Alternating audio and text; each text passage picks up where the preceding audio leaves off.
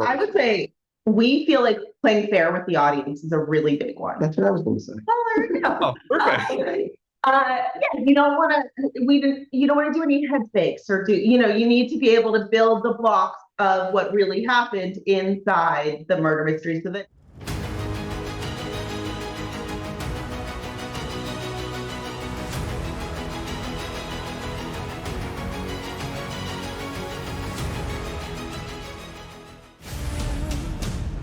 You're good at this.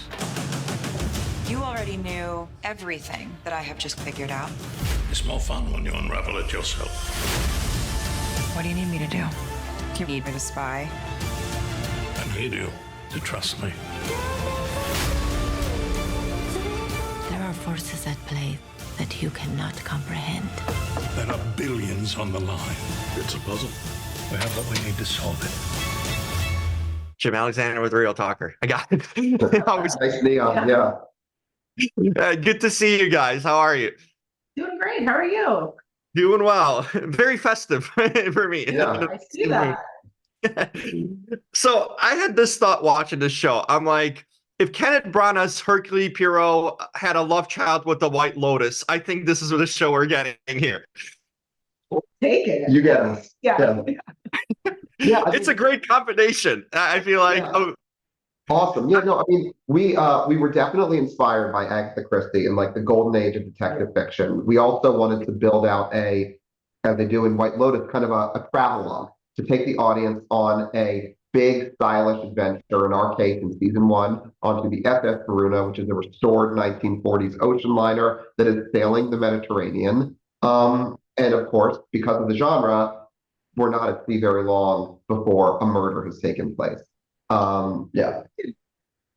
does this work at sea? Because I was kind of asking Laura. I'm like, I have so many ideas, like an airplane or a train. There's so many different variations you can kind of enclose people in. But something about the boat, it just kind of gives you a spread out yet trapped feeling and usually a gorgeous setting around it, right?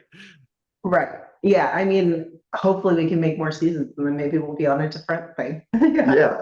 Yeah, The absolutely. boat, yeah, I mean, the boat is big enough that you can have your characters in, different situations where they can't hear each other. And like we took a lot of inspiration, like Mike said, from these ocean liners, even though our set in present day, we loved the idea of like the opulence of that kind of era of time where these big ocean liners were. But also, we are at sea, and as the stakes continue to get heightened as the season progresses, you're trapped on that boat, and there is no way to get off. And that's to the benefit, again, of the genre that we're in. Yep. For a show like this, does one season solve the story, or can you extend it into multiple? How do you kind of variation? Is it sort of like a White Lotus thing, new characters or whatnot? Like, how have you guys kind of strategized the story here, extending forward or going to the future past the season? By the end of season one, the mystery that is set up in the pilot of season one will be solved. So we're not doing, oh, we didn't solve the murder and you have to wait till next year to figure out who did it. Oh, satisfactory. We will know the answer. But unlike White Lotus, we do have a ongoing story that, if people like our show and want to keep watching it, we've got more stories to tell. Yeah, so you're ready. Good. I like that. Yeah. I guess, to wrap it up, I was going to ask you, because you guys have done together, you've worked on sort of murder mystery sort of stuff previously. What is the key in doing this genre? Like, what is the kind of the one or two things you can really pinpoint to that you need to look out for, or when you're writing this and really make sure to ingrain when you do? I would say we feel like playing fair with the audience is a really big one. That's what I was going to say. Oh, there you go. Oh, perfect. Yeah, you don't want to do any head fakes or you need to be able to build the blocks of what really happened inside the murder mystery so that once you get to the end and you figure it all out, if you go back and watch it from the beginning, it all makes sense.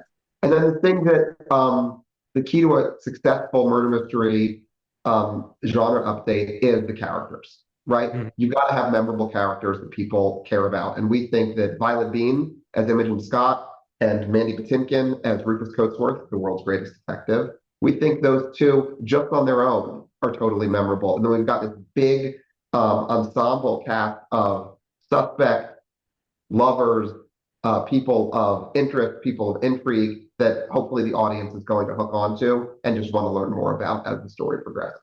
No question. You guys have accomplished that and can't wait for more. So awesome work. Awesome. Great to meet you. Merry Christmas. Yeah. Merry Christmas. Thank you so much. Details matter.